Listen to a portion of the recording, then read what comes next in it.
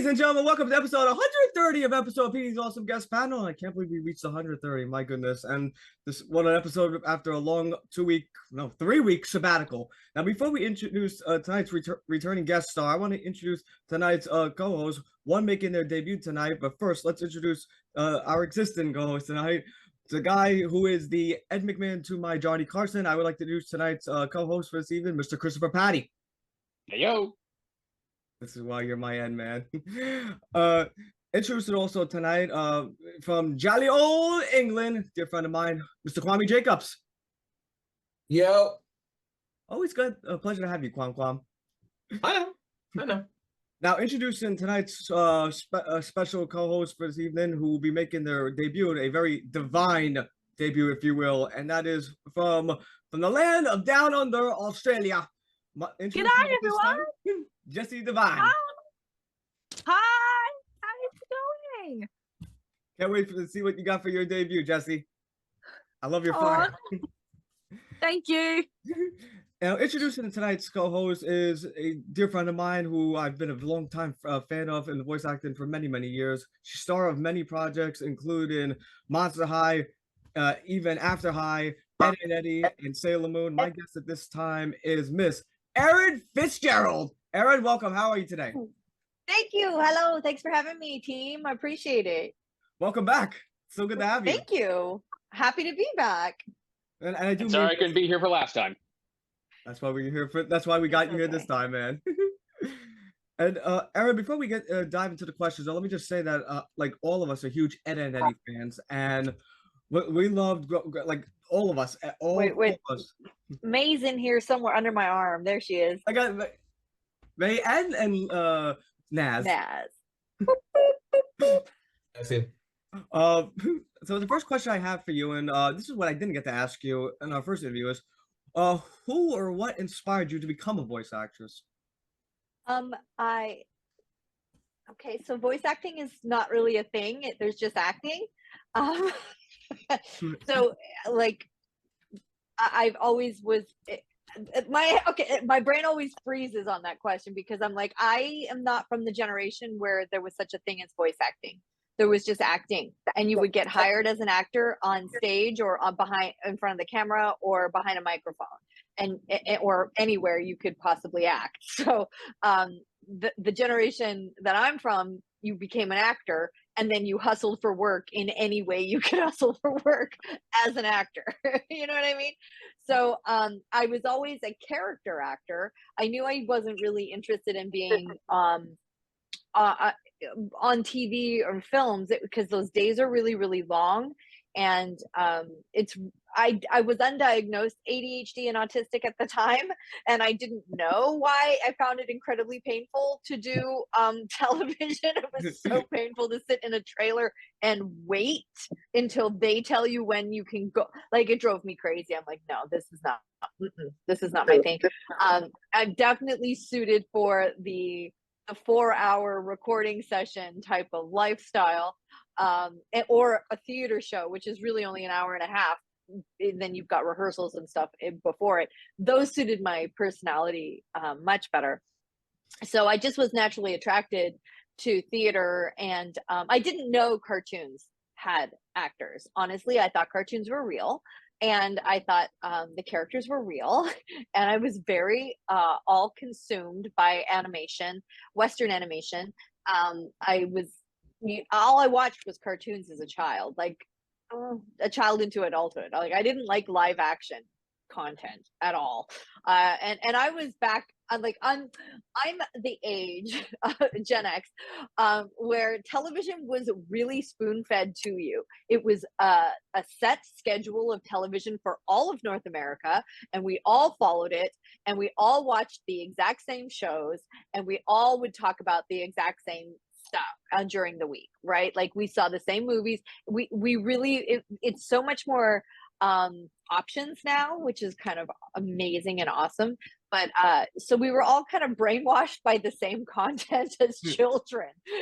And I use the word brainwashing specifically because I feel like a lot of it was.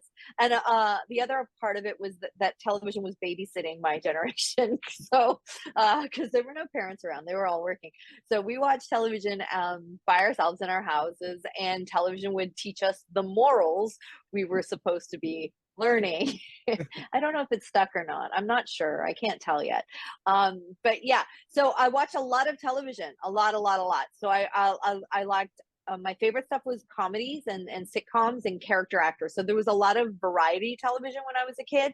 So Carol Burnett was one of my favorite humans to watch because of all of the character work that her and her team of actors would do. I loved sketch comedy. I loved like Peter Sellers and anybody who was really good at becoming different characters. So I've always had, and my dad also had a natural talent. Likely he's autistic, and that's where I get it from. He's always had hey, Team Neurospicy. So I like, this might be the first interview where I'm completely allowed to unmask because I feel very comfortable. I usually for interviews I have a very firm mask of Erin Fitzgerald. I present Erin Fitzgerald, and I don't actually feel the need to do that here, which is nice. So my dad could do like the echolalia. He could recreate people's accents, he could recreate characters. And I, from a very early age, could recreate characters. And I was acting out. So on Sunday nights, the schedule was television. It was Disney owned Sunday nights, and Disney would play one movie on Sunday nights, and that would, like, all families would gather around the television. We would all watch the Sunday night Disney movie. And then for the next week, I would go to my neighbor's house, Mrs. Proudfoot. She was like 90 years old, and I would act out the movie for her because she didn't have television. And that was at 3 years old. Between 3 and 5 years old, I was doing that. So it was like a very early age that I was already being characters. And then I just was always being character. It was my special interest. It was clearly a talent. It was clearly, and when I went to school, I studied at university to become an actor, studied acting, the craft of acting. And I was not the most talented at school. I was mediocre. There were a lot of very talented people. I was, well, now when I look back, I'm like, oh, you were neurospicy. You just didn't know. And I'm like, oh, that makes sense. But at the time, so I would either be all or nothing, right? Like it was either I was completely on, the ADHD side would be on, or I'd be passed out on the floor in between classes, completely off because dopamine was gone. So the struggle was real, and I knew that I wasn't like the other actors. I knew I was different, but I didn't understand how or why. But I do find like theater was definitely the place for Gen X neurodivergent people to gather, because we were allowed to be the code words now that I realized were really just autism or ADHD, where you were eccentric, you were weird, you were a freak. And we all embraced those words. We were like, yes, we are. We are the theater people. So we kind of branded ourselves as theater people. And it's funny because now all of my friends that I went to university, we're all like getting diagnosed now. We're all like, so it turns out I was ADHD. I'm like, yeah, that tracks. I was the ADHD. Yeah, that tracks. Like we're not surprised, but yeah, that's kind of fun. And then so when I moved to Vancouver, the big city, to become an actor, and I didn't know what I was gonna, honestly I didn't care. I would just take whatever job, TV, film, commercials, anything they would hire me and pay me for, because I was like, yeah, I'd like to make some money. Historical interpretation, which was such a great job.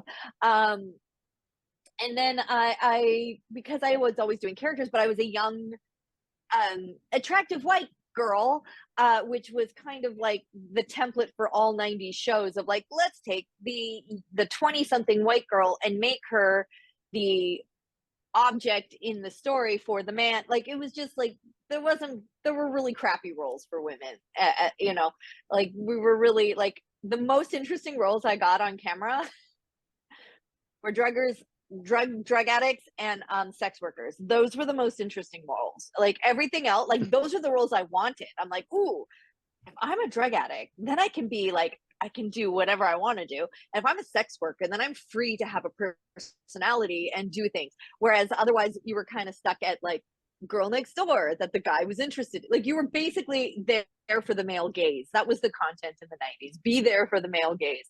And it was very boring. And so I was really bored. And then one of my roommates, I lived in a house of 7 people, all actors. Well, for a while, and then it, turnover in your 20s. And then one of my roommates was working doing background voices for television and film. And I worked on a show called Outer Limits. He brought me in because they needed a woman who could do characters and accents. And again, thank you, echolalia and autism. I have an excellent ear for accents because of echolalia. So I can recreate, except for Australian. I'm so sorry, Jesse. I am. Australians have beat me left and right about like, please don't do the Australian accent. But Americans are convinced by my Australian accent, but Australians are unconvinced, and apparently it's trash. And I apologize in advance. But I try to avoid Australian accent because I'm so trash at it. But other accents I don't suck at. So yeah, I got a job doing that, and when I was doing that, it was like it's basically improv, it's character work. It was such fun. It was working with other character actors. It was a joy. And one of the other character actors, you may know, Michael Dobson, and he asked me why I wasn't doing cartoons. And then I was like, I don't know what you're talking about. And it was basically a Santa Claus moment for me because he had to literally explain that actors were the people behind cartoon characters. And my brain just was not, I think I was 24 and I was like, unlike the younger generation now that's like, oh, who's the actor who plays that role? I was the opposite of that. So when he started dropping names of the characters that I was brought up on my childhood, I was like, no, I rejected it with my entire body. I'm like, I don't, because then I saw the actor's face and it did not compute that it would go with this character. And I'm like, I was not raised to, it was like the wizard behind the curtain. I'm like, don't tell me, I don't want to know, but because of him, that's how I ended up in cartoons. And of course video games, I started in cartoons, acting for cartoons before video games had actors in video games. Like that wasn't a thing yet. So I started, I think I booked Ed, and Eddy in 98 and it came out in 99. Yeah. And that was my very first job. And then I did a bunch of cartoons for a number of years in Vancouver for a couple of years. And then I moved to Los Angeles, not for work, but because I fell in love and I followed a human to Los Angeles because love. And I didn't know that I would have a career. I honestly, as a Canadian moving to the States and particularly Los Angeles, I definitely had an inferiority complex and imposter syndrome. So I was like, they're never going to hire me. They've got people from LA here. They got talent here. They don't want this girl from Canada. But they did. So lucky for me, my own lack of self-worth did not stand in my way.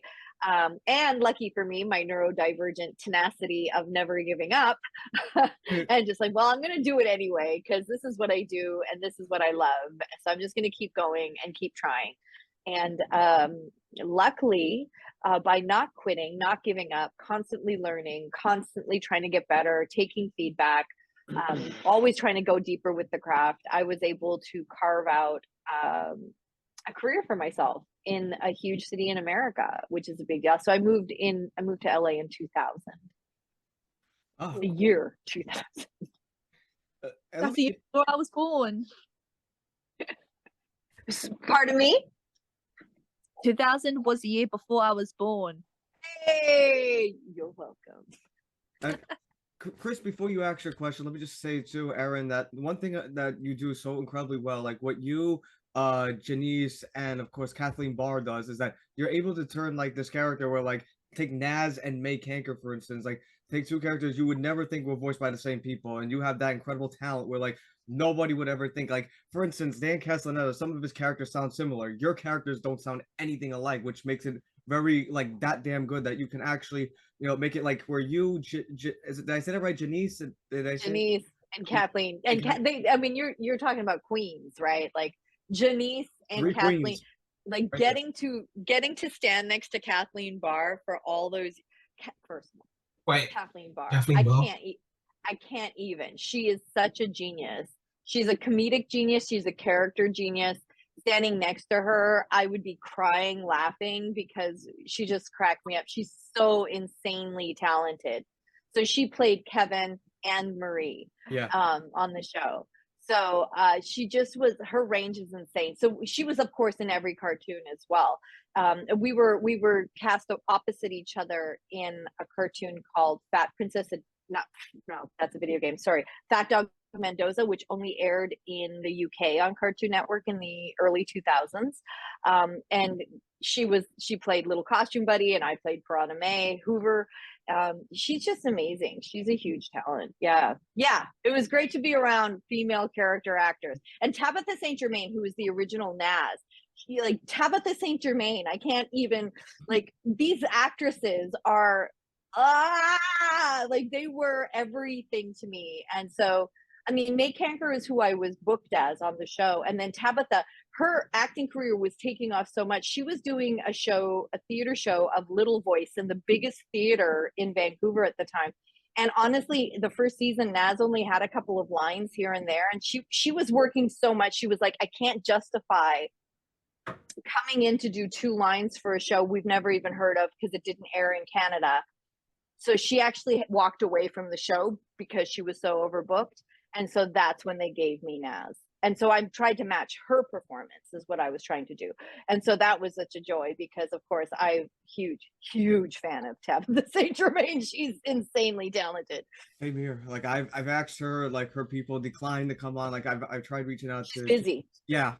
Janice, She's a busy woman. Janice, I tried. She was busy as well. And Kathleen, I have no idea how to contact her. Me neither. She was elusive back then. Oh, she was a very elusive woman. Yeah. Weren't you both in Dragon Tales? Yes, we were. Another great show. Yeah. Do you remember everything I worked on? She was on. Erin, do you remember that song on Dragon Tales where it's like they went like touch your nosy and then I think it was like touch your bum bum. It was like I thought it was a I don't remember. Oh, I gotta send you that link. It was a funny episode. They were singing like the song about touch your like whatever, it was touch your headsy, touch your nosy, and then one was like touch your bum bum, and it was like I remember as a kid just dying laughing when they said that. It was a cute show. It was a very cute show. I'm sorry, Chris. Your question? So how do you approach voicing characters in I don't approach voicing characters. So this is going to be a really weird adjustment. but voicing characters in like different characters and accents, though. No such thing as voicing. Not a thing. I'm acting. Not a thing. I don't approach voicing at all. Doing voices to me is a party trick, right? Being a character is a very different experience. I don't act from here. I don't voice. I use my whole body. So I use an acting technique called the Alexander technique. There are multiple different acting techniques. There's the Meisner technique, Stanislavski technique, Stella Adler, and Alexander is my favorite because you put on the entire body of the character first, kind of like a cosplay. So you imagine what it feels like to be the character. And then the sound is secondary. The sound comes after you've created your character. You know what I mean? Like, I don't start here. I always start with what it feels like to be the heart, the breath, the person of the character. And then the sound is just kind of like, so like if you're given an image of a character in an audition, then it would be easy for me to put on that character. For example, a lot of these characters, I have my own original characters that I've created that I use to audition for a lot of these characters. And then these characters are being played by my characters. Does that make sense? It does. So so when you say of voicing, I think that for me, and maybe it's because of the way my brain works, voicing and people come to me all the time and they're only acting from here.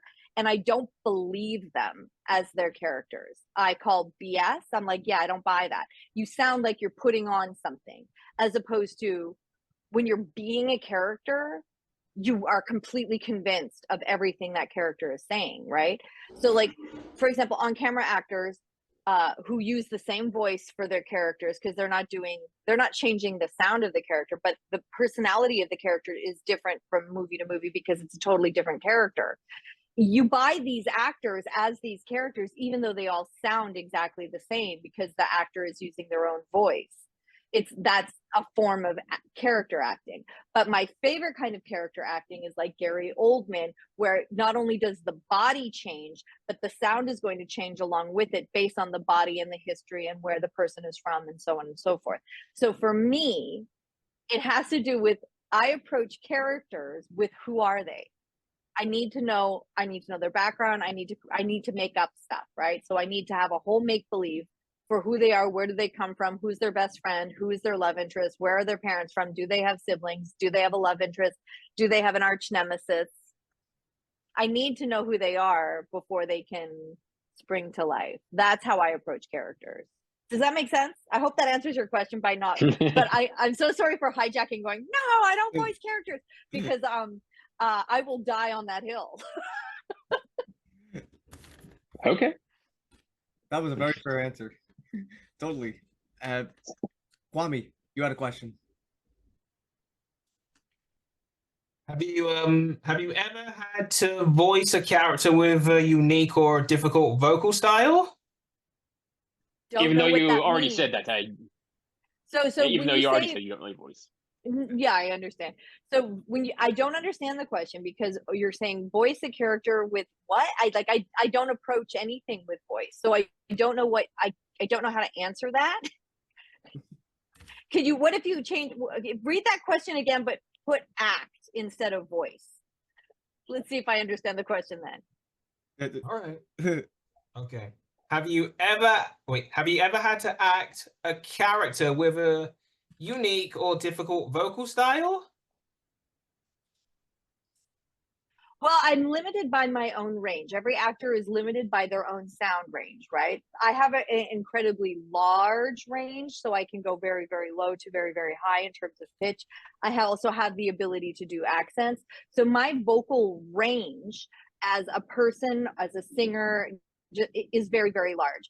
So for me to act a character, I can only use what I am capable of doing. Does that make sense?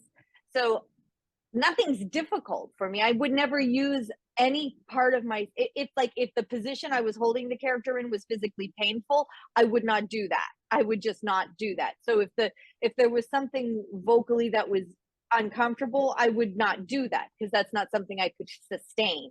You know what I mean? So I always try to stay within what I'm capable of doing without losing my vocal cords or my breath. You've got to know what your whole range is as a person. And so singing classes and voice classes are very important as an actor, because you want to know what your full range is, what you have the capacity to do, whether how high you can go, how low you can go. You want to be able to know, you have to know every single muscle inside your mouth and outside your mouth. You have to be able to access every single part of your face, right? Because my voice can change without using my vocal cords. Let me show you. So this is me talking in my natural, this is my face being me. But if I put my mouth to the side, I'm not even I'm not changing anything in the vocal cords. I'm just changing the mask of my face. It changes the sound. If I change right here, again, I'm not actually changing anything in the vocal cords, but by changing the mask of my face, it changes the sound. If I put my chin all the way out, it changes how I articulate. It's still my voice, but it changes, changing your mask changes the sound. So it's just like playing an instrument, right? So if you're playing a trumpet and you have what is that, mute that you put in, you can change the sound of. It's the same. Your face is the vehicle for the sound. So May Canker, she has her teeth in the front, and I have to stick my butt out for her because this is where she lives. I like boys. This is how I would talk for hours. It's just so much fun. You know. Talk like that behind the scenes while you're playing as her? Yes, there is video of me doing that. Yes. Oh, okay. Okay. So for me, I live within that range. I have, so I live within the muscles of my face, the muscles in my mouth. I know what my maximum is, what my minimum is.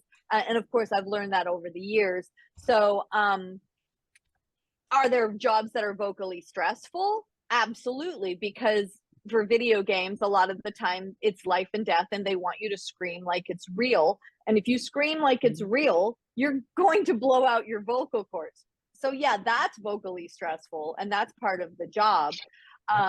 But in terms of character, I would never, ever professionally even audition with a character that I couldn't sustain for hours at a time, both physically and vocally.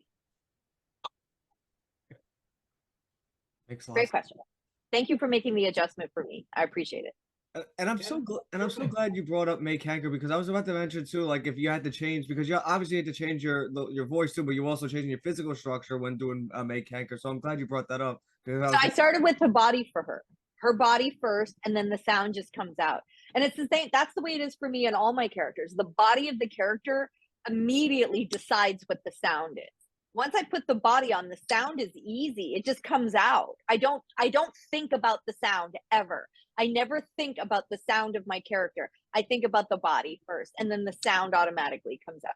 Well, Billy West used to say that when he voiced Doug Funny, he was just basically doing a 15-year-old version of himself. Would you say the same thing about like Naz is pretty much like a 15-year-old version of you, like the sound, or no? Like, no, I would say Chie Satonaka is the 15-year-old version of me. Chie Satonaka, personality-wise, I am much more like Chie. I'm like Chie, and May Kanker is my personality. Naz is way too cool for me. Like she, even being her, I felt like I was unqualified to be Naz because she was so cool. So Naz for me was my Drew Barrymore. What's with the styling clothes, Eddy? It's Customer Appreciation Day at the candy store, and they're giving away Jawbreakers for free. I want to say this too, just before you answer your question. Let me say to Erin, I always said you were like, I always called you like the coolest, sweetest, badass voice actress I've ever seen. Actress, pardon me. Like, cause you have that badass look, but you're such a sweetheart. So like, you're the sweetest badass I know. Very kind, thank you. Anytime. That's very sweet. Jess, you're make your debut with your first question. First one. Okay. All right. Erin, can you discuss your experience with voice acting in video games versus anime/cartoons? Remember, there's no such thing as voice. It has to be acting, Jess. No words. You guys are doing great. You guys are doing great. No, I totally like. First of all, thank you for making an adjustment for me and even listening to me, because I know nobody else talks the way I do. But I want more people to feel like they can do this as a job, because it's just acting. So a lot of people get caught up on the voice part and think because they don't do wacky voices that they can't act behind a microphone. It doesn't matter. You can act. Everybody can act. You just have to learn how to act. That's all. So one more time, Jess, one more time with your question. So sorry. Thank you. That's okay. Can you discuss your experience with voice acting in video games versus anime/cartoons, please? Don't say voice, just say acting. No voice. Okay, it's okay. Don't call it voice acting. It's acting. You're doing great. It was a great question.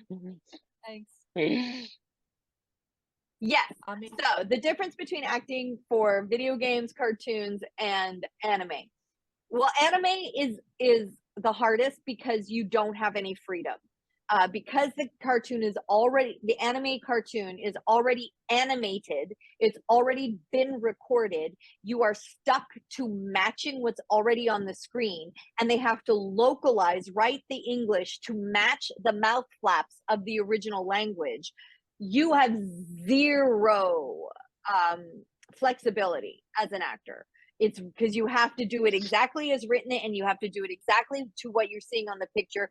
And it kind of forces the emotion. It's what developed what's called the anime read. And the reason that the anime read is the thing is because it has to follow a certain rhythm, because it's matching, in many cases, Japanese, right? So that's the hardest job there is, and it's the worst paying. It is the hardest to do, and they don't pay actors who do it well, and as far as I'm concerned, well. And I was never great at dubbing. I've always been mediocre at dubbing. I can do the matching, but look, I came from the world of prelay animation. When you're doing a cartoon, a Western animation cartoon, they record you before they start animating. They're literally drawing to your performance. So anything you do, anything you improvise, anything you do with a room full of actors, they can take that and then they put it in the cartoon itself. So it becomes a very collaborative effort between actor and artist. And that's why I enjoy Western animation so much. And that's kind of my favorite form of animation. Whereas anime, it's the opposite. It's so difficult because everything's already done and then you don't have the freedom. So it is very difficult for me to rein myself in to that degree. I feel very squished with anime, and I have such respect for all dubbing actors who do it excellently, because that is a brutal job. That is so hard. And then you have to, well, that's just the truth of it. It is the truth of the job.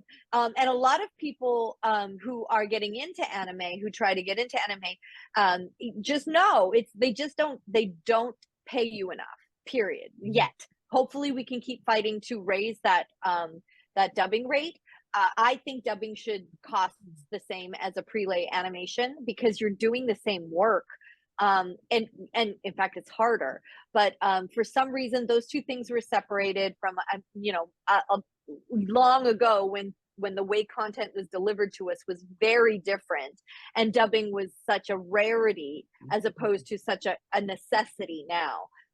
But hopefully that will change for the dubbing community. So I don't do a lot of just anime series on their own. That's not my favorite thing to do.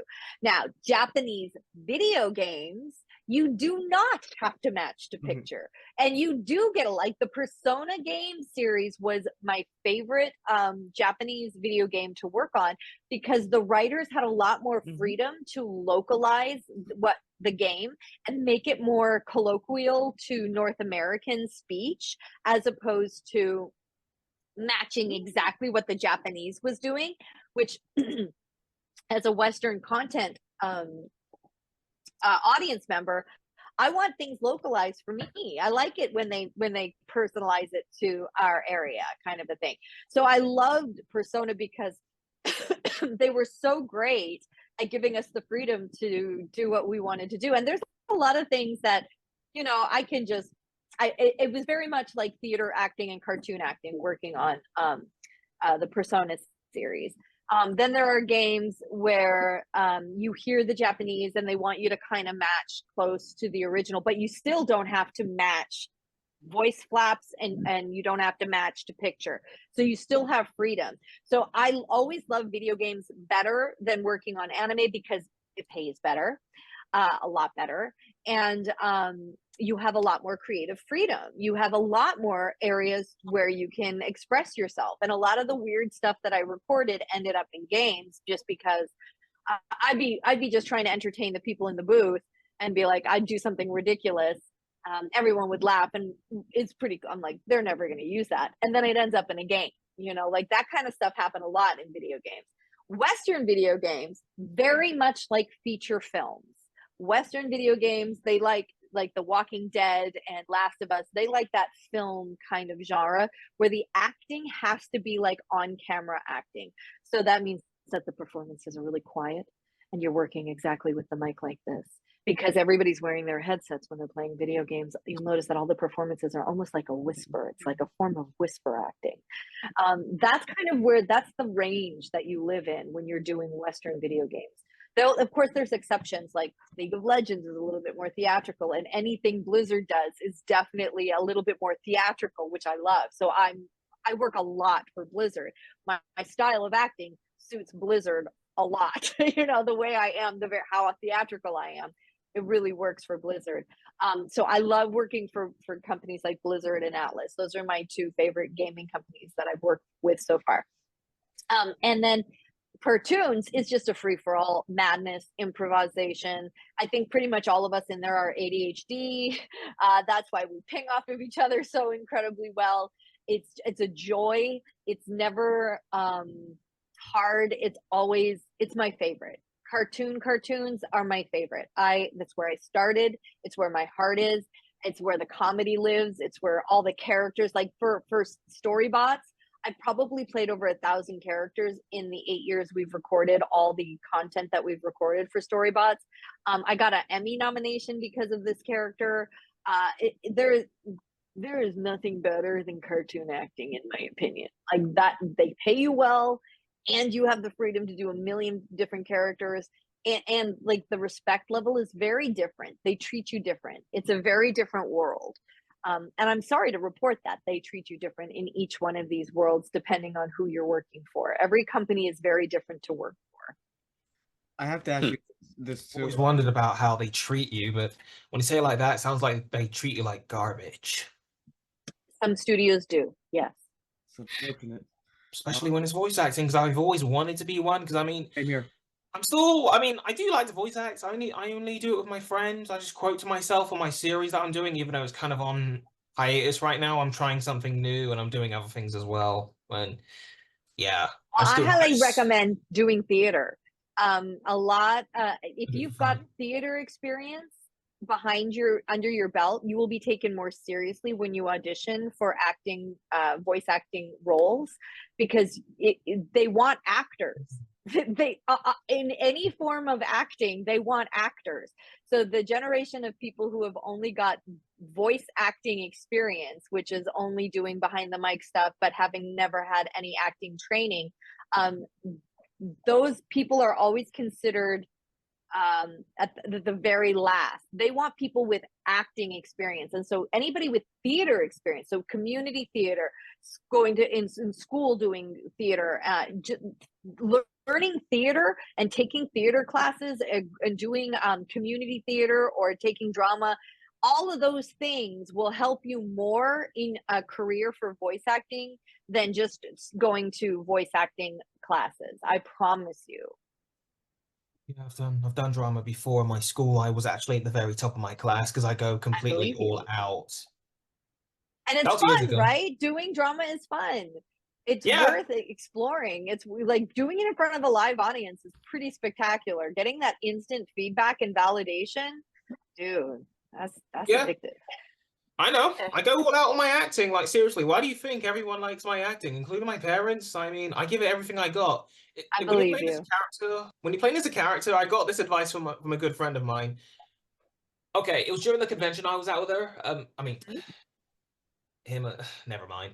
Basically, give it everything you got. If you're posing as a character or acting as one, give it everything you got. That's what I do. You just said it, Kwame. When you are acting a character, when you are being a character, because that's what you're doing, right? You're make-believing you are another character. It is no different than playing make-believe when you were a kid. Every single one of us here would make believe our favorite characters when we were children. Yes. Yes. Yeah, I've got a lot of characters. I've got my own acting characters. Is no different. That is acting. That's acting. That's acting, honey. That's acting. Period. Yeah, that's not even voice acting. That's acting. I know. I mean, I've got a lot of characters I made. Literally, I always imagine and I get some inspirations on how it would go in that universe and how they would go, if they're good or evil, yada yada. That's it, honey. That's what you should be doing. That's it. You're doing it. Living the dream. Yeah. Love it. That's what I do. GG. Yeah. Another way to actually break into the industry was to start off by doing commercials. Would you say that's also true? There's a lot of people that started on radio who do commercials. Yeah, again, all different forms of acting, right? So it doesn't matter where you are, where you start. It's where you choose to go, right? And again, I highly recommend, if you're interested in working in anime, video games, cartoons, that you learn how to do commercials. Like that could pay your rent while you're waiting for jobs. I am terrible at commercials. I have booked very few over the 30 years I have had this career. And I wish I was better. I've taken so many classes. I am terrible at commercials. Well, not terrible, but I don't book them. Like I'm just not that bookable commercial voice. But man, that is an art form. Sissy Jones started out in commercials and she's got a banging career with tons of awards. Like honestly, acting is acting for commercials, acting for television, acting for film, acting for theater, acting for cartoons, acting for video games, acting for anime. It's all acting. Now, do you change the style a little bit depending on what you're working on? Of course. Are you going to have an area of acting that you are much stronger at than others? Of course. But it doesn't mean you can't cross train and do the thing that you're not great at either, right? I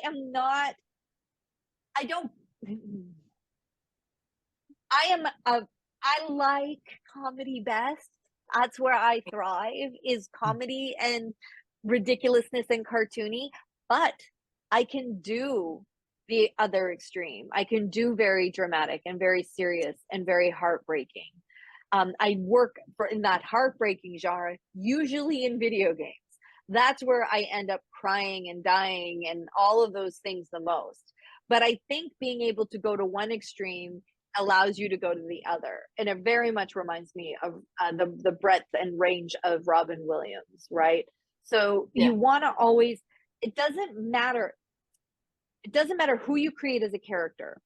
So any of these characters that I have behind me that I have played, whether if they're in cartoons, I can always bring that character down to a video game placement. And if they're video game, I can always push them into a cartoony placement. It's just about the amount of energy and the amount of the world that I cast them in, right? So I could take Naz and put her in a Batman cartoon, right? Because it would be easy to just make the adjustment. Same character, different tone. Does that make sense? Mm-hmm. Yeah. Pretty much, different environment, different universe. Yeah. I mean, I totally get it, because I'm a multi-fandom type of fan. Yay, GG's. And Erin, I gotta ask you too, because there's so many, I definitely want to talk more. We mentioned Ed and Eddy though, and there's so many cast members in that show. I mean, you had Tony Sampson, you had Samuel Vincent, and we had Matt Hill, who was on the show. Wonderful man. He's such a sweethearted gentleman. Like yourself, dude. I just want to know, if you had any behind the scenes, memories you had, with the cast of working with Ed and Eddy, especially if they're very similar to their characters. Is Tony similar to Eddy? Is Janice similar to either Sarah or Lee? Okay.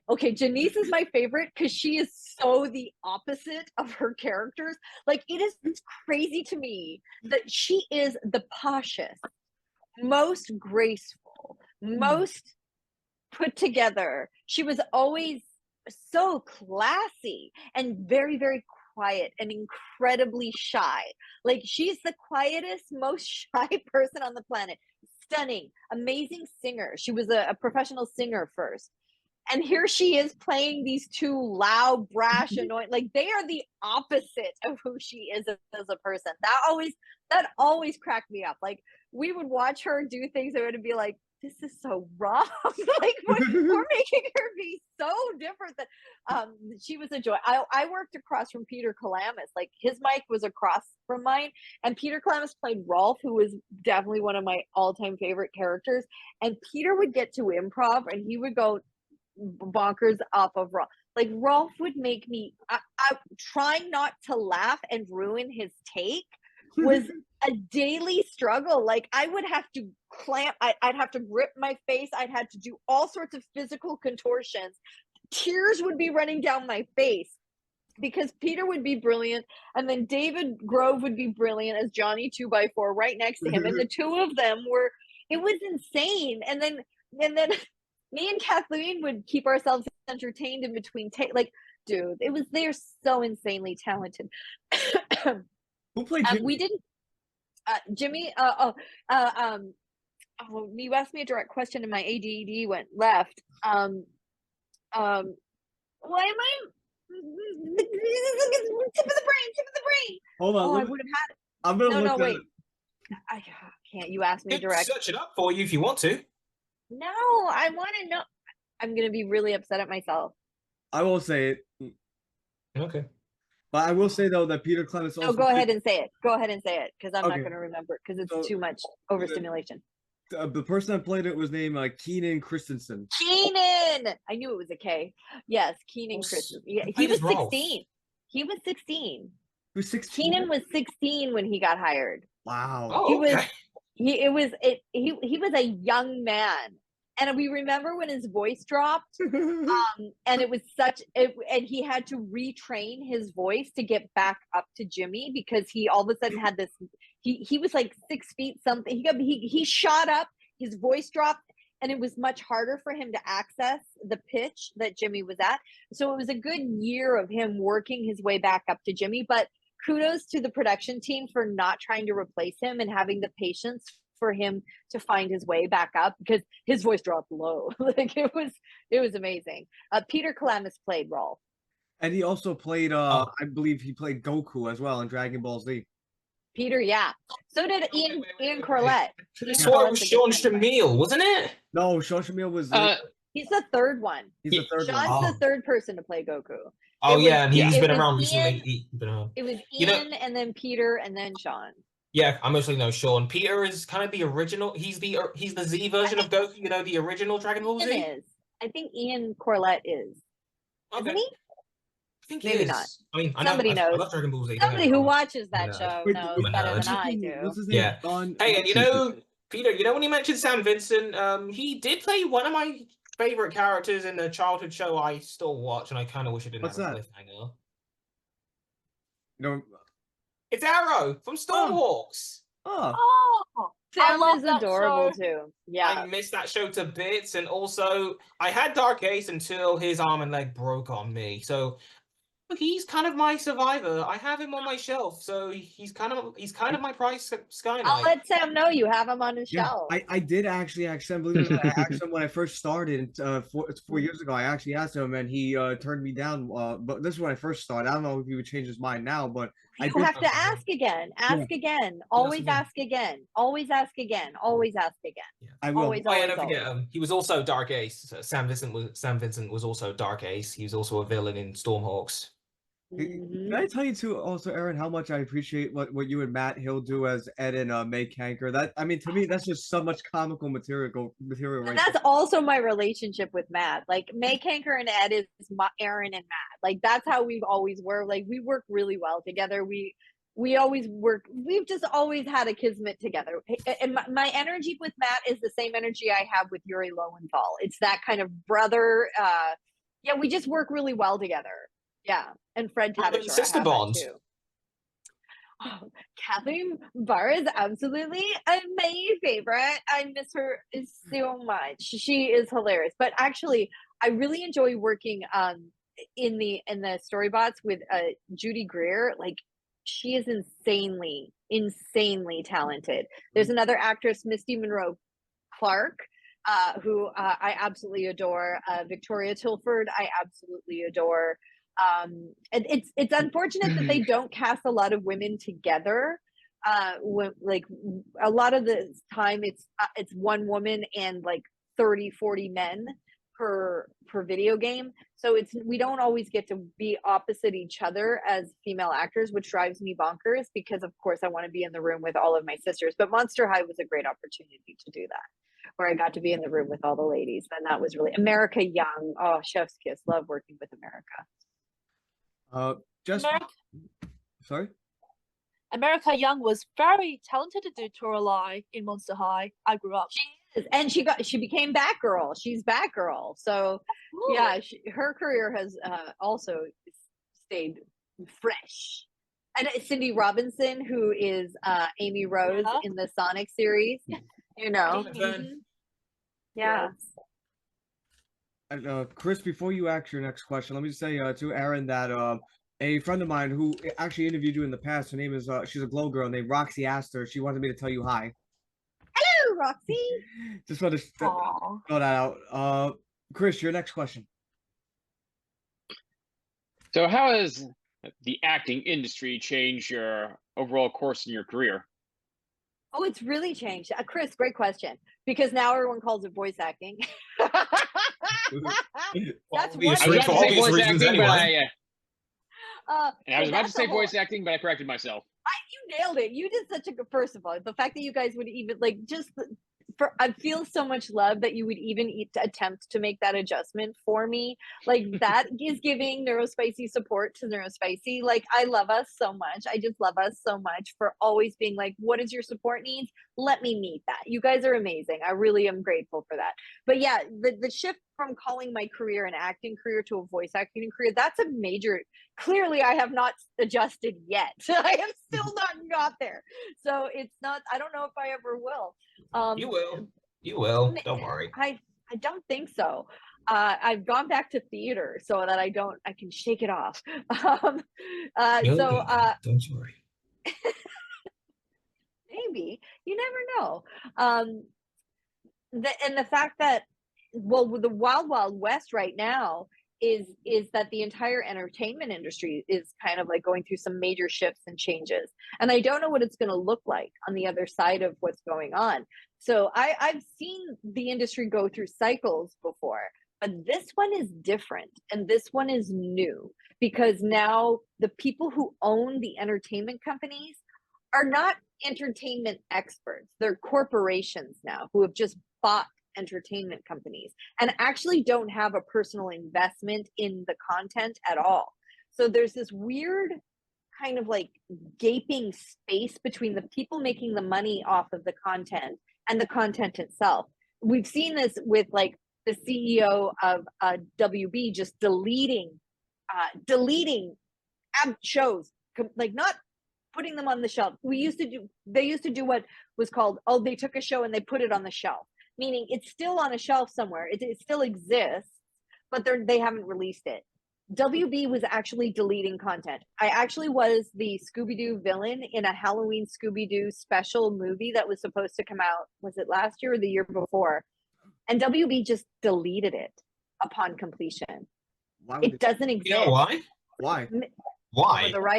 For a tax write-off, because the person in charge of that company did not care about the art that was created. Now that never used to happen, because the CEOs actually used to care about the content created. They used to care about the work that everyone put in, because it's not just animators and actors and grips, like everybody involved, right? But now it's such a the people who own the companies are so far removed that we're just another asset. Entertainment companies are just another asset for them. It's not, there's no investment. So I don't know what's going to happen to this industry, because it's kind of crashing in on itself right now. So this is new. And I think the video game strike is very important because of this major shift that's happening right now. So we're striking because of basically over consent. Welcome to 2020s. Everything in the world at this point forward is about consent. And if you want to use my voice or my characters in your content through AI, you need my consent, and you need to pay me appropriately. I have no problem signing a contract with you to use my characters, my voice in AI, but you best be paying me passive income for the rest of my life. That's no what way I'm using AI. We want to see some royalty checks. Right, that's right. That's what we're talking about. So it's about ownership of owning your art, owning your voice, owning yourself, your identity. Which is going to affect all industries. And it's about consent. If you're going to use the work that a human does, then you need to pay for it. And if you're going to use it in perpetuity, then you need to pay for it in perpetuity. So we're fighting for that, which is new. That's a whole new world going on here. But I do believe we're only striking against 10 companies. And so far, one company's already signed the interim contract. So it's only going to take eventually everybody will be on board, or we're not going to have talent, because working these contracts without AI protections, you're just working yourself out of a job. Why would I show up to a job where they're going to take my voice and then I will never get hired again? I will never work again. Like, why would I work myself out of a job? That doesn't make sense. Like, who's going to do that? Not at all. And yeah. I had a question too, but before I ask my question, Kwame has a question he wants to ask you, and this is a question we ask every single guest star on the show, and Kwame knows exactly where I'm going with this one, Kwame.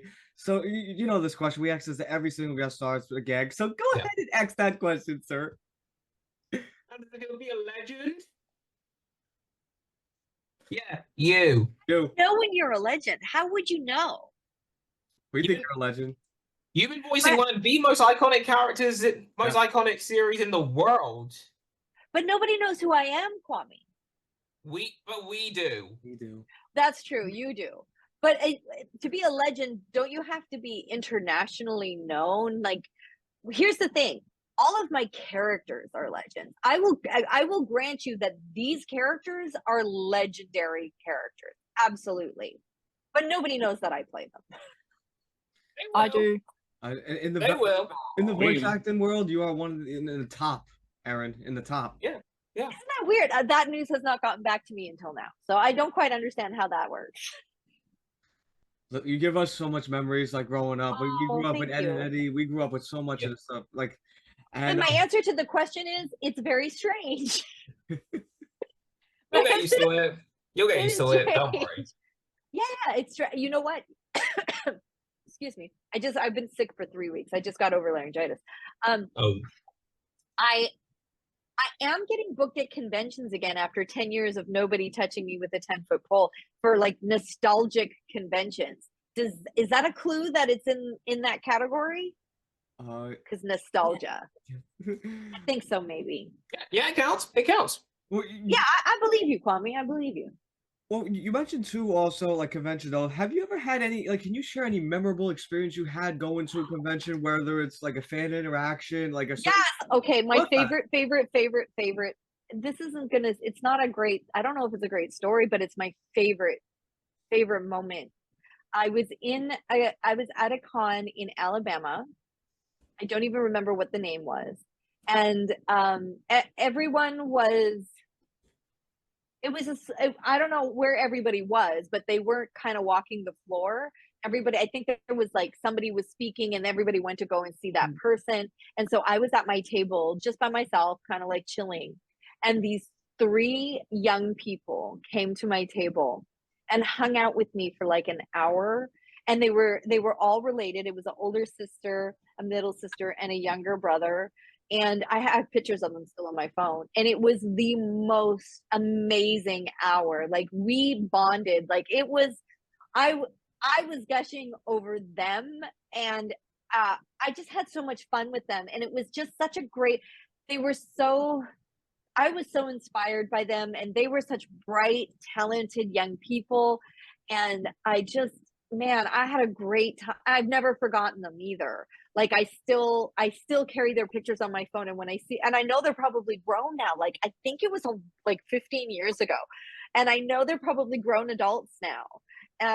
But I think of them, and it was just because they were so authentic, and they genuinely wanted to sit and talk. Like it was almost like they came there because they were a fan of some piece of work, but we all became friends really quickly. And it was such a special exchange that I remember my heart being opened all the way up. And I remember just feeling this sense of love in this big spacious kind of way. And I was like, this is why I do conventions, for experiences like this. And I didn't have to rush it with that because there was no line or anything. There was nobody around. So we just had this great moment of time together. Oh, I loved it. That's my favorite. That's so cool. I just recently went to a convention not that long ago, a Power Ranger convention, Morphicon in Pasadena, and I saw this video that actually inspired me. Like years ago, I watched a video on YouTube where like a girl and her family were giving out gifts to like all like the people. You know, like they dress in characters, like the ones that are dressed like in Disney characters. They went around like during Christmas time giving gifts to like the characters during Christmas time. I did something similar to Morphicon. Like what I did was I designed shirts also, but I also make like cardboard cutout figurines. So what I did to the people there, like at the convention, I gave out like figurines of their characters, like display. Oh my god! I He love worked that. very You know hard what? on them. It's one of his best love work. that. If you look around my house, well, not in this, because everything is all my collectibles are downstairs. I have a lot of artwork. Now I buy fan art every time I go to a convention. I make a point of walking down the artist alley, and I always buy fan art of my characters, always if there's fan art. But also my favorite thing to receive at a con is fan art. So people will come up and they will present me with art that they've done. Usually they'll have me sign something that they've created, and they're like, "Here, could you sign this?" And I'm like, I hope you made an extra one for me because I want one. I'll pay you for it. But I love fan art. I love seeing fan art of my characters. That is definitely a special interest. It's fascinating how people interpret characters and all the different art styles. And I can't draw to save my life, so I think there's an admiration there for a talent that I could never have in a million years. Like I really appreciate fan art. I love it. I really do. And Erin, if I went to a convention and you were at the convention, I would have not only given you a gift, but I would have given you cardboard cutout figurines of every single character you played. Inside and correct size too. Autistic glimmers. I don't know if I could can I show you it like what I've done? Yeah, you can show it to me, of course. Yeah. This is He wants it, man. In honor of Power Rangers 30th anniversary, I made this. It took me 4.5 months to make. I don't know if you can see it or not. It's constructed with 2 pizza boxes, and I constructed over 600 characters to make. That's handcrafted. It took me. How many hours did you take? It took him forever, but yeah, it took me 4 months. 4 months, but I could show you a whole. Wow! Ta-da! Wow! Oh, that's epic. Like I would that must have felt so good to do. What a great project. It did, but if I met you, you would literally get like all your characters like cardboard cutouts like this. If I ever saw you, like I would make cardboard cutouts of all your characters. That would be make sure it can fit in a suitcase though. Oh, I have to bring it back. Totally. Yeah. Those are like action figure size. They're no more than 6 inches. Okay. Anytime you're in a convention in New York, let me know and I will gladly make you those. I would love that. I would love to. I haven't been to New York in a long time. I would love to go back to New York. Oh, I definitely there's 2 voice actors I love to see. One was actually in New York not that long ago, and Chris and I interviewed him too. His name is Carrie Means, who was on Aqua Teen Hunger Force. Oh, cool. He played I've never met them. Good guy. One of them. Sorry. And we have a couple more questions before we wrap up too. And Jess, your next question. Yeah. Is it the 7th or the 9th? Any question you want. All right. Okay. How do you balance playing heroes and villains, and which do you prefer playing? I think I know the answer to this one. I think I know the answer to this one. This is so personal.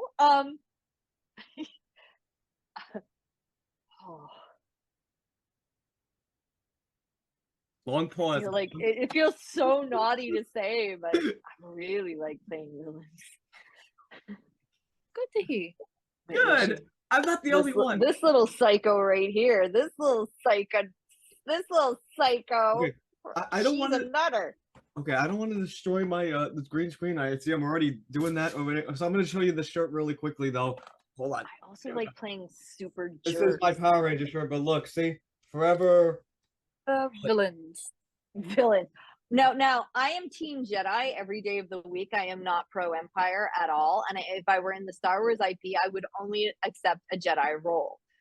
So I do love playing. I like Bo is the most wholesome character I have, and if I could be like any of my characters, I would want to be Bo in real life. Her kindness, her love, her support of her friends, Bo every day of the week. But there is something so freeing about being the jerky McJerk. Like I played the biggest, smelliest jerk in a cartoon called Wild Grinders. And he was a troll. He trolled this group of skater boys.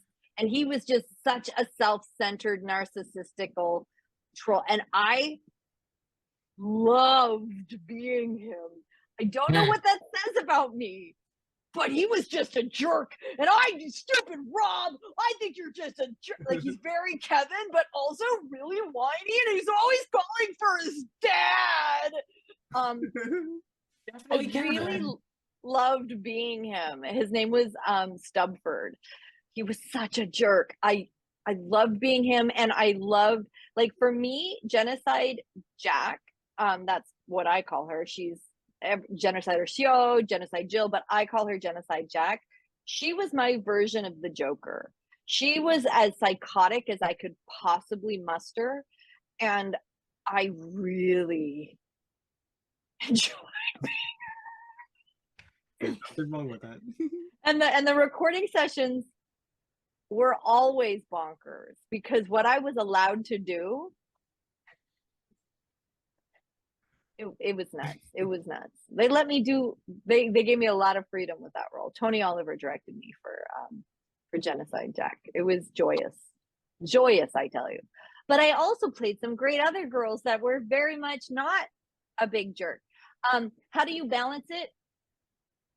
Okay, so the secret to being a great villain or dark character is to not judge them.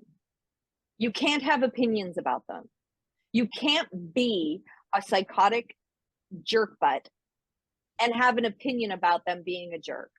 You have to believe that they are the hero in their own story because they think they are. They believe in themselves. They believe in what they're doing. For them, it's a mission. Like this Sailor Moon character, like she felt like she was doing the right thing for her in her world.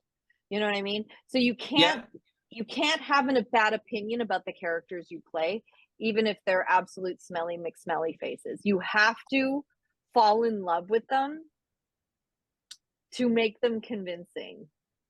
Does that make sense? Totally. Yeah, the lovable characters, easy to fall in love with.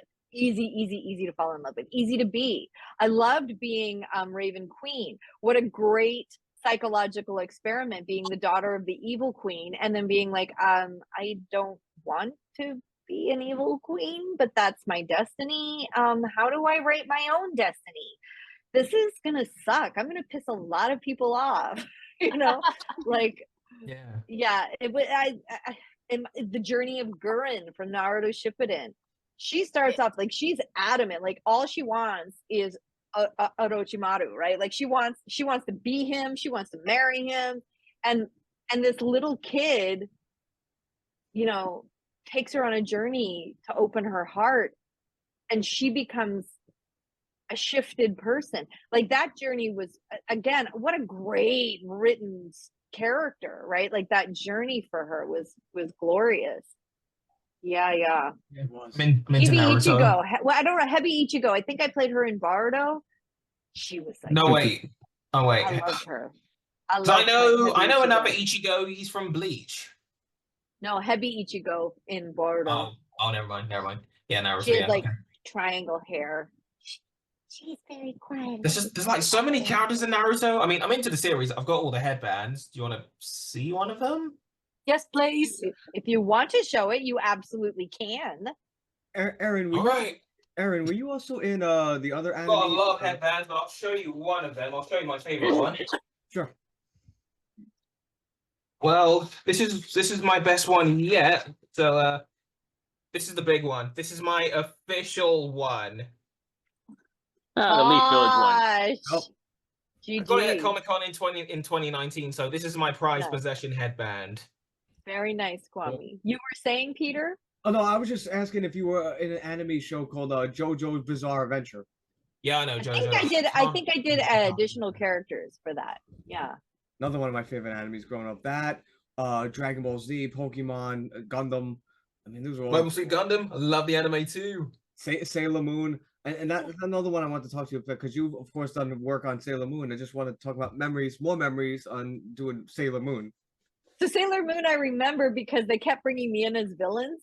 So every episode I'd come in and I'd play a villain. And then, of course, by the end, the girls would vanquish me. I played a number of, like, she's not the only villain I played. Like, I had 6 or 7 or 8 villains over the series, but I love that they kept bringing me back as different villains. Like I love that became my thing for that year. That was it was so fun. I couldn't stop giggling. I love that. It was like getting reincarnated, right?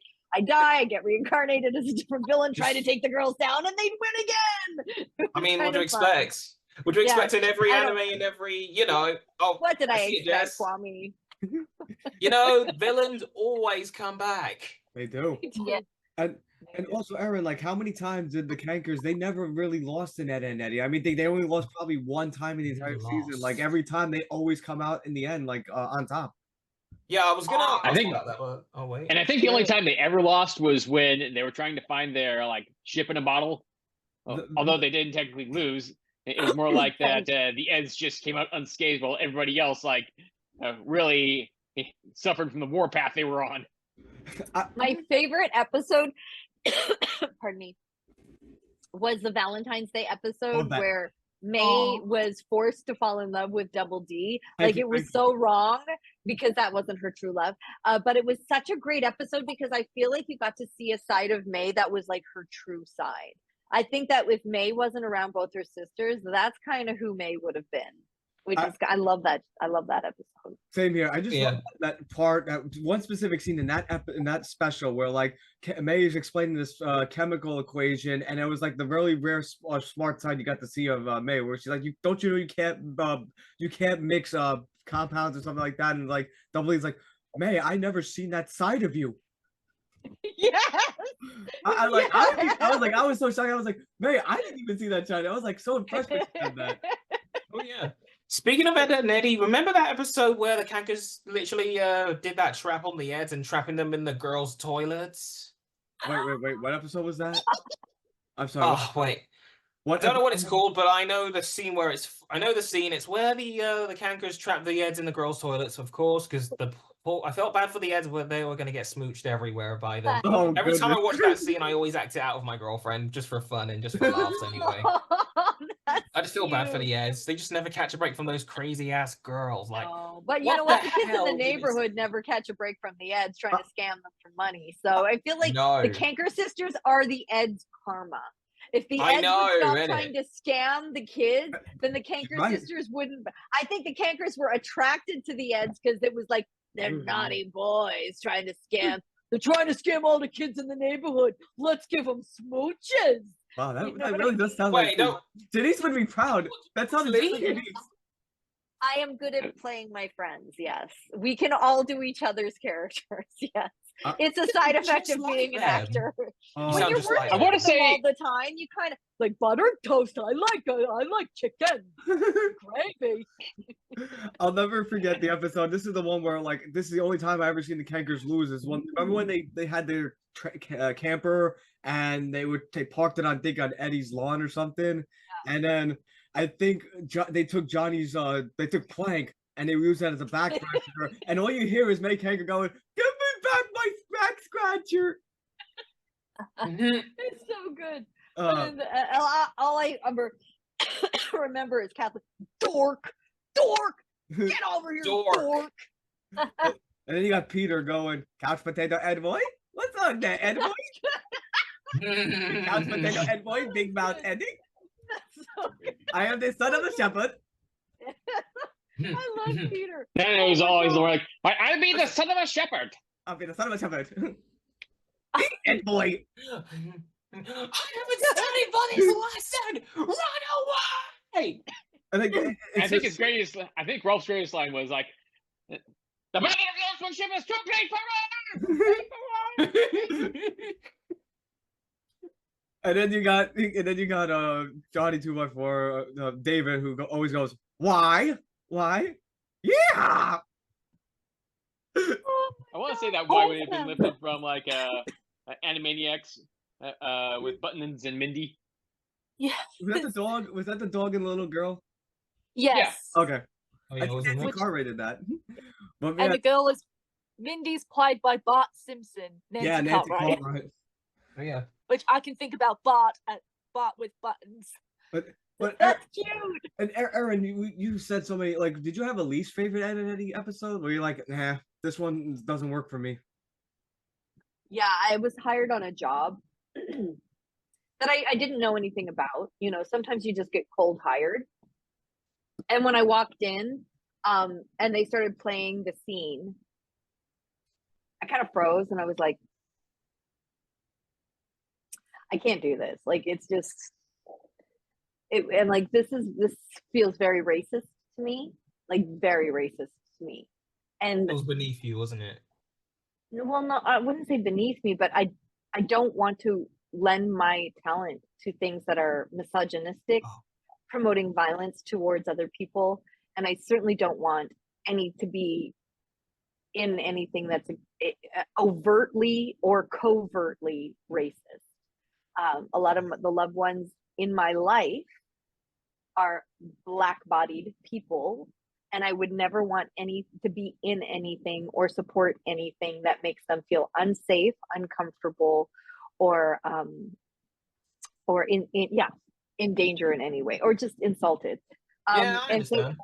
So it was a difficult situation, because the studio didn't see what I saw, and I didn't, being neurospicy, I'm like, am I being a little bit too justice warrior here? Like, am I seeing something that's not there?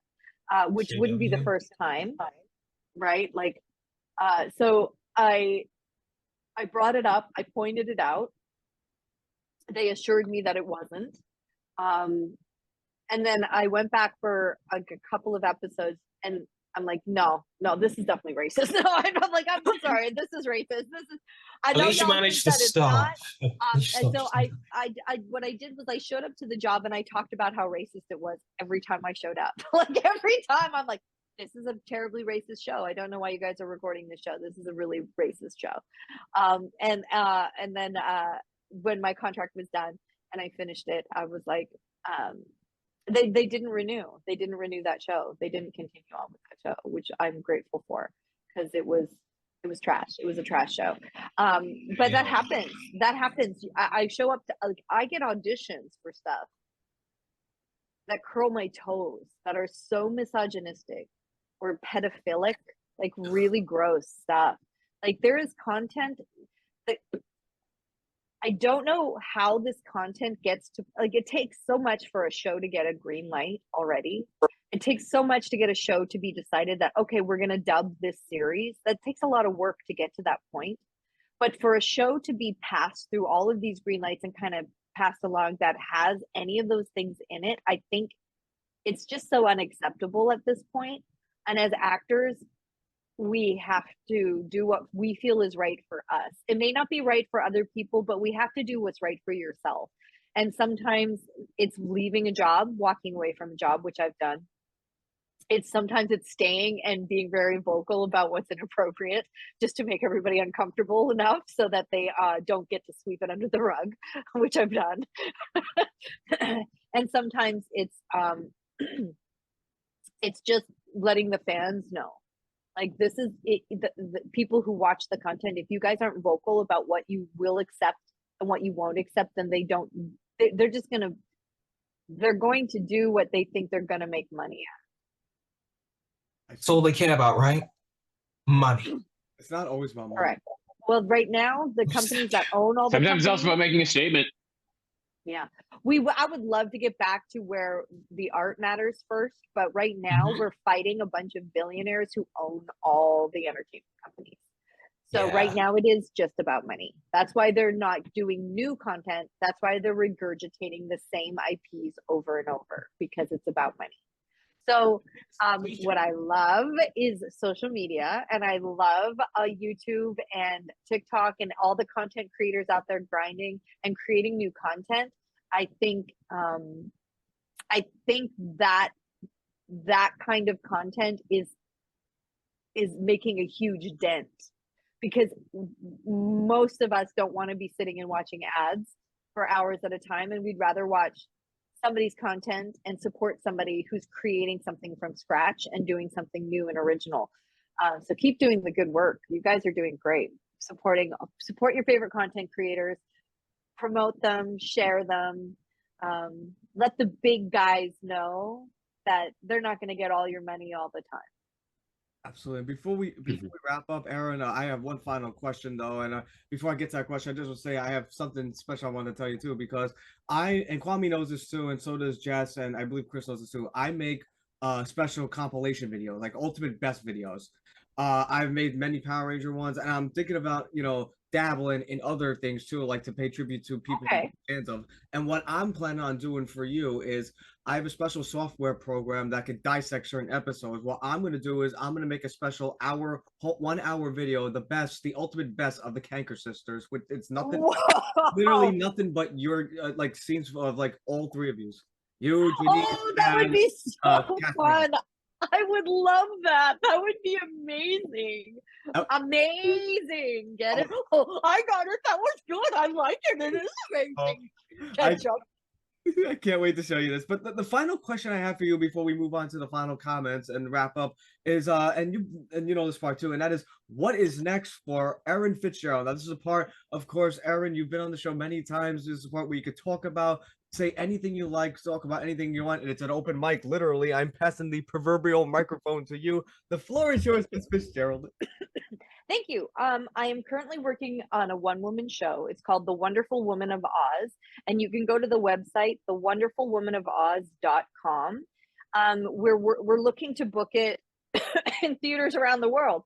So if you have a local theater that's looking for a low overhead show, I have no sets, no costumes, no props, no sound effects.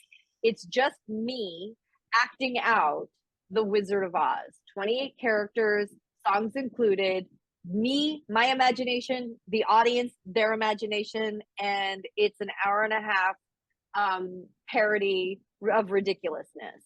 It's very funny. I'm very excited to do it. And I'm working with an agent to book a tour, hopefully next fall to the new year, but anybody can book the show at any time if they go to thewonderfulwomanofoz.com.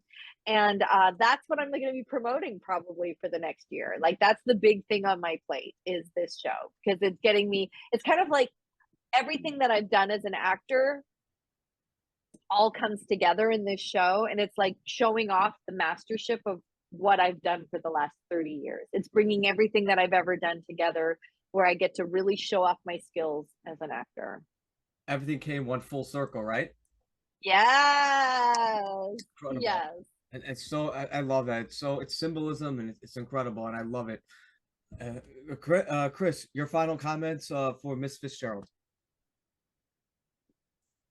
Well, Erin, thanks a lot for having so many characters to your credit, and it's definitely, yeah, I guess a bit over my head that very similar to a few other people that we've had on our show, like Greg Berger and Billy West, that you've been quintessential in just like shaping our childhoods and just giving us like so much contribution into like our own entertainment and within the industry itself. And yeah, I've never actually had the opportunity to play any of the Persona games. I was surprised to find out that you were in one of them. And I don't know if you're like in more than one or. I am. I mean, if you are in Persona 5 as well. I play one of the bosses, Wakaba. I play what's her face's mom, and I'm not a nice woman. So it's going from Chie Satonaka, the hero, to probably one of the nastiest villains in Persona 5. Yeah, you're welcome. I've never played any of the games, but now you're actually giving me the incentive to really check them out because I heard they were good. And I also had a lot of sentimental value for Final Fantasy VIII, and people say it's like Squaresoft's Persona. Oh, I love that. That's cute. Awesome. Jesse, your final comment for Miss Fitzgerald? My final comment will be, Erin, I really love your work ever since I just grew up watching Monster High and Ever After High, which are my favorite parts of your work. Thank you, thank you, thank you. Welcome, Angelica and Rose from Miraculous too. Oh yes, they're in there. They're in there. Thank you. Welcome. Quam, you know this part. Thanks for making our childhoods awesome, especially with Ed and Eddy, and etc., with all your hard work that you've done. Thank you, sir. I appreciate that. Well, before we wrap this up, since you know Kathleen Barr so well, right? Kathleen, yeah. Mm-hmm. Speaking of Kathleen, she's played a few characters that I know, and it holds a really big part of my childhood. I don't know if you would know these. I think you might. You ever heard of Bionicle? Yes. Thank you. I'm I'm that old. You're welcome. I'm old school as well, because of course Bionicle came out when I was born. Oh. I'm a veteran. Okay, because Kathleen plays one of my favorite characters in Bionicle, you know, Rudaka, and she's also one of my mom's favorite characters. Gali, she's one of the Toa. Oh, I love that. She's one of my favorite people. I feel that. Oh, deeply. Her acting is. Yeah, I know. Yeah, I do know her. I do know her as Chrysalis from MLP. Yeah. Yeah. When I heard her voice for the first time, I was like, her voice sounds oddly familiar. When I checked, it was Rudaka. I was like, you've got to be kidding me. I freaked out. I was literally losing my mind finding out it was her the whole time. She's amazing. She really is. Yeah. She really is. You're really lucky to be friends with her. I know. I am. You are. Although I haven't seen her in 24 years, so it's been a long time. Well, no, I guess 2007 was the last time I saw her. Do you ever plan on seeing her again? Well, I don't go to Vancouver much, so. Oh, so you don't have on social plan media? on it. You don't have. She's not a social media person. She doesn't do it. She's the only one who doesn't. Yeah, she's off the grid. I'd have to live in Vancouver and see her there. Okay. Let me say this to Mr. Fitzgerald before we end. And Kwame says that you're lucky to be friends with Kathleen. I'm very lucky to have you back on the show because I just want to say thank you for not only this incredible interview, like the second interview, because both interviews were just excellent. But I'm going to sound totally piggybacking what Kwame, Jess, and Chris said, and that is thank you for those memories you gave me as a child watching Ed and Eddy. I remember, and you know what, Chris is going to remember this too.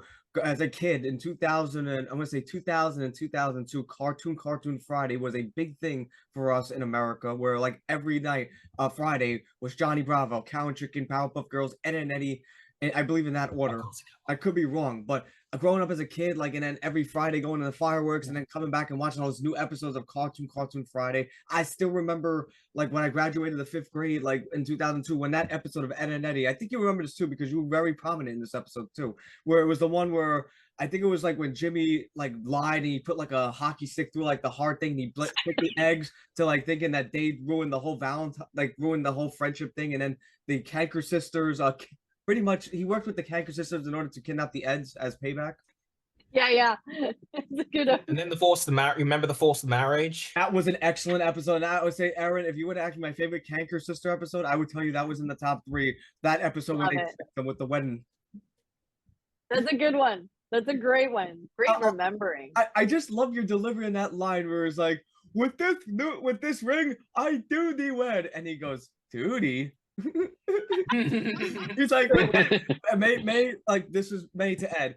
With this new ring, I duty wed. Duty. May.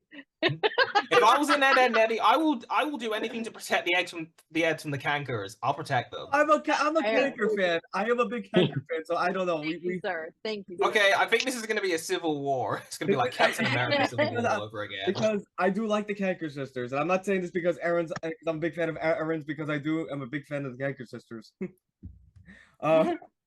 But I just want to say too, Erin, you're gonna get a copy of this interview though, like as soon as it's done. I just gotta edit it and put my music in. One last thing before we conclude, I just want to say that you have this incredible gift where you can, you know, take a 30-something-year-old fan and bring them way down here and make them feel like that 10-year-old watching Ed and Eddy all over again. You have that incredible talent, so God bless you for that too. And one thing before we conclude, and you know what, everyone knows where I'm going with this. Kwame knows, Chris knows, and you deserve this, and that is thank you, Erin. Thank you, Erin. Thank you, Erin. Thank you, Erin. Thank you, Erin. You have an awesome night, Erin. I'm gonna work on getting this video up so you can have a copy of this. Wonderful. Thank you guys. Thank you guys for having me. Thanks for being here. That was really fun, and I appreciated all of your questions. And thank you for making all those adjustments to support my needs. I really am grateful. Anytime. It's fine, because you're just like me. All right. It was an honor to meet you. It was. Total honor. Everybody, have a great night. You too.